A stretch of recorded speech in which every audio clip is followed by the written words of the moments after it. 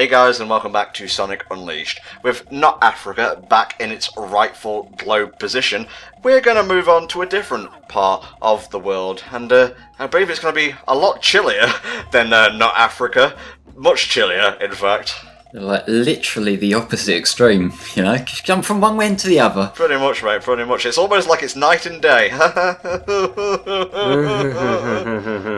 planned that one ahead of time, didn't you? No, I didn't. That's the sad part. Sorry, can you explain that again? Because I'm an idiot and I can't read text bubbles. We're quitting out here and going to the cold place. Okay, fair enough, mate. But in all seriousness, this is probably one of my favourite levels in the game. Top 3 for sure. Get that night shit out of here. Turn it to pure day. I was literally just about to say this level is pretty cool, then I stopped myself because I didn't mean it like that. Well, that's the thing. Like, you can't talk about any icy place and use words that you would usually use. Because people take it as a fucking pun. It happens to me all the time. I'm talking normally, yet people take it as a friggin' pun. You know, it's like, oh, this place is pretty cool. Okay, you're talking about the Arctic. No. You know, I don't even know why I'm babbling at this point. It's just anger trying to force its way through my mouth and create words. I know, the thing is that it's always better to make the pun, because you could go with things like, oh, this level is smoking hot, which just sounds completely wrong. Obviously, it sounds really wrong coming out of my mouth, but it just doesn't really fit the feel of the level. So it's really cool is just the best way of going about it, really. Fair enough. And, you know, for once, I'm actually going to say the Wii version of Cool Edge Day is a serious contender for the, you know, the daytime crown of Holoska, because it does a lot of cool things that aren't in the HD version. And, like, the toboggan, for example, takes a much bigger role in things.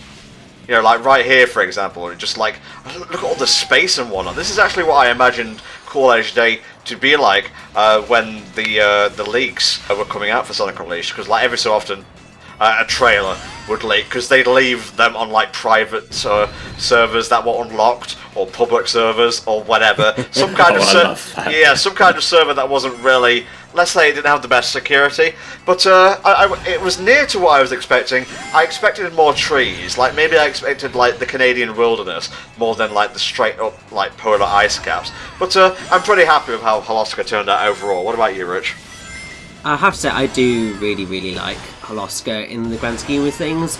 I will agree with you in saying that I think visually the Wii version has more unique stuff going on with it. I think because it ends up going through like ice caverns, whereas a lot of the HD version is spent outside. And while obviously that's also quite cool, I feel that the inside stuff has got something really special going for it. And I would have liked to have seen that in the HD version, but as it is, they're both, well, having not played the Wii version, obviously I can't say that this is fun, but I assume it is. It is, yeah, I can vouch for that. Yeah, and the HD version of the level is also really fun, and I mean, this song is just so glorious. Oh yeah, before we move on to Flame, I just want to say, and I will hold this opinion until my dying day, I still think it is a sped up version of a level's theme in Rice Star, another Sonic Team platformer for the Mega Drive called Ring Rink. It's the music for the first ice level of the game, or at least the first act of the ice level. See, I like that level, but I'd never sort of drawn the correlation. I'll have to go back and listen to that, actually. Well, you know, I'm the guy who handles, you know, the commentary, so I have to listen to sounds as part of my job, so I don't know, maybe I'm just being silly. What do you think of Holoska, mate?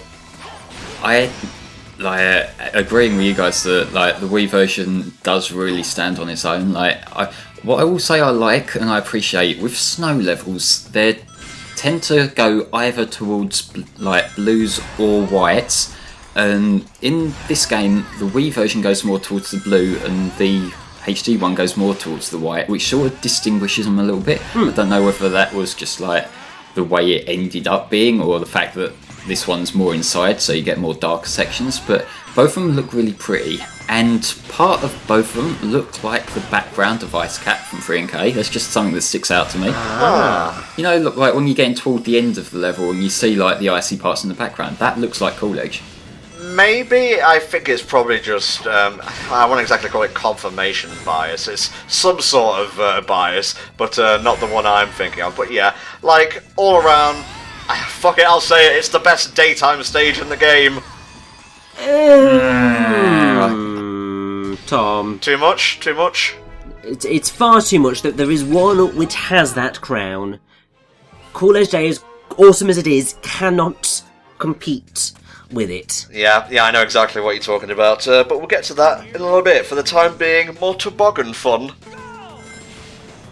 This one is just a ring mission, and I like that it actually prompts you to make that jump, because like you're not boosting around like you were last time, because it just threw you straight into that side section. So it's like, I actually have to work for this ring this time. Yeah. Explain to me a little bit how your boost meter works properly in the Wii version of the game, mate. 'Cause I noticed you leveled up and you got another segment to it. There are certain like ring thresholds. I think it's 30s. So like every 30 rings you get another level up to it, which it just like adds on to the like overall total boost that you can carry at that time. If I had to liken like the two versions, like the HD and the Wii version of the boost meter, I like the Wii version is firing a single bullet to initiate a boost, whereas in the HD version you're essentially holding down a trigger for a flamethrower and boosting for as long as you can. Yeah. Can't believe that comparison panned out. Good job, Tom. You can think on your feet. Yeah, winging it works sometimes. I seem to recall having a bit of trouble with this particular mission, Flame. Thoughts? I think I've got this down like maybe 2 or 3 runs. Like, it is easy to accidentally boost into shit that you didn't mean to, and that can fuck you over. Sonic 3D games in a nutshell, really. Yeah. But usually then you just slap bang into a wall like an idiot, you don't lose the mission, but still. And that's something I should clarify, like Richie, you touched on the like failure music in an earlier part. In the Wii one, that's the music they use for if you fail a mission. They use the detuned like result screen. Well, that makes sense, I suppose. Because I think like the lowest you can get is a B rank. I don't think I've ever got anything lower than a B rank in the Wii version. I think that is actually it, because Sonic, like when he's in the werehog form, he does his disappointing fall to the ground. Oh no, I think you can get a D rank. I seem to have that locked in my head somewhere for some reason. I might be entirely wrong, but who cares? Look at it! HD Cool Edge Fucking Day. look at it! It is so fucking pretty. Ice levels are my jam. You guys should know this by now. Oh my god, you caught some sick air back there. You can do that. There's a lot of things that you sort of, what would otherwise be a trick, because you're boosting, it just flings you up in the air and you can work with it. And that's the part where you have to master the micro jump, where you just tap the button quickly. Otherwise, you'll just like hit into him and get zapped. Also known as the short hop. Yes, you will have to make use of that. In Generations, they kind of toned down the platforming complexity, so you won't really need to do as much of that. Maybe, I don't know. It's been a long time since I played Generations, to be honest with you. Because it's such kind of like... It's a really well-made game, but it doesn't really have the same like weight to it as like a proper 3D world adventure like Unleashed does, which is why part of me hopes they're going back to like hub worlds and shit like that in Sonic 2017, which we still haven't got gameplay of, or even like proper gameplay details at the time of recording. I know. I mean, I have to say, I think that the reason that Generations is a really good and fun game. Yeah. But for me personally, it does suffer in terms of replayability, because, well, obviously quite a lot of people don't necessarily replay something for the story. That's what I tend to do if I replay something. I'm there for the gameplay and the story. And since its narrative is as weak as it is, there's just nothing to really draw you back, whereas at least with Unleashed, you've got the world adventure type thing going on. And this visual. If it weren't for the pop-in, that would be, like, I could frame that and hang it on my wall. Although, that being said, I doubt pop-in would appear on a 2D static image. We're not, like, straight out of Hogwarts here. Oh, just imagine what this could have looked like on current generation consoles. I don't think you'll have to imagine, mate. Sonic 2017 might be giving you some of that. Well, I know, but if it doesn't have the same visual style as Unleashed, just imagine what a current generation Sonic Unleashed would look like, and just... Pretty purdy. And yet, that wall jump that Flame did back there, that is a lot harder than it appears. Yeah, you have to be boosting. If you don't get enough of a run up, you're just gonna fall back down. Momentum? In my boosting 3D Sonic game? A lie! A filthy lie! Well, yeah, but also, when you first get to Holoska, if you're just playing on a raw save file, you're not going to have that wall jump yet. Because you don't get that until you visit, I believe it's Tunan. Nope, it is Spagonia, I believe. Yeah. Oh no, yes it is Spagonia. It's the light speed dash that you get from Tunan. Nope, that's from Shamar. Oh, it's the air boosts. Yeah, the air, you got it eventually. It's because you need to use the wall jump in Tunan to get to the air boost.